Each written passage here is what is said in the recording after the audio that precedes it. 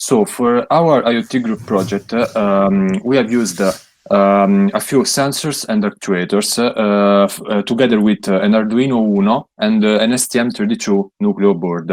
For the Arduino, we sampled the data from proximity sensor and also from the GPS.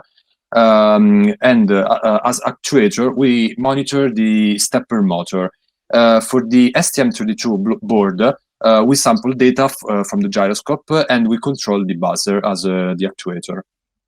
Then, for the structure and the communication that we have installed and managed in our system, we have the communication between the Nucleo board and the Arduino board between the E2C communication, where the Nucleo board acts as the master of the communication that asks for data to the Arduino board, which is the slave. And finally, the Arduino communicates with a Bluetooth module with the C-station on the ground.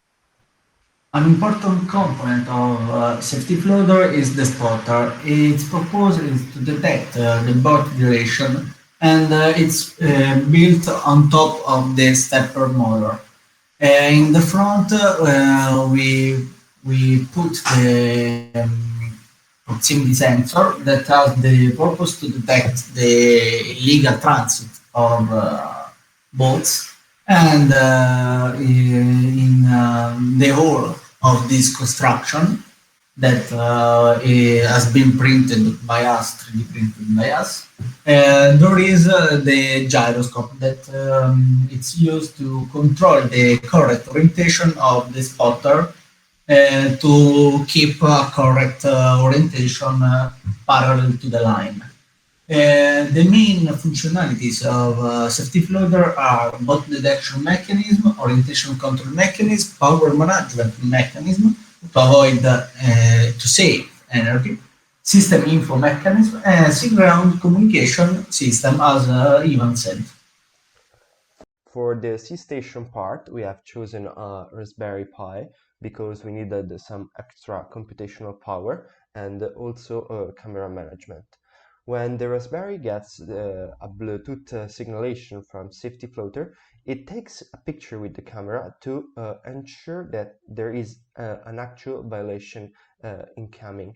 In fact, the image taken by the camera is processed with a convolutional neural network, and if the convolutional neural network classifies the image as a violation, all data taken from Bluetooth, which includes latitude, longitude, and many useful information, are sent via MQTT to the AWS cloud, where there is a database of our system.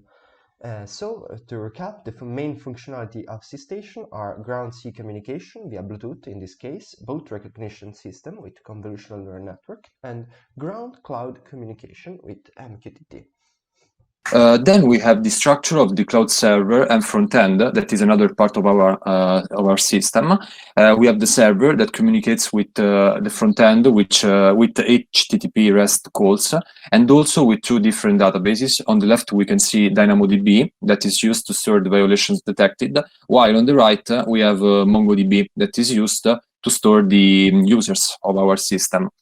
Here we can see the login view, where we simply have to insert our credentials, and then after we logged, we are on the page of all the violations detected with the station ID, the time of the violation, the position, and also the button for more info. In fact, if we click on more info of one violation, we can see on the right the picture of the Raspberry Pi camera, and on the right a map with the marker of the safety floater that detects that violation correctly.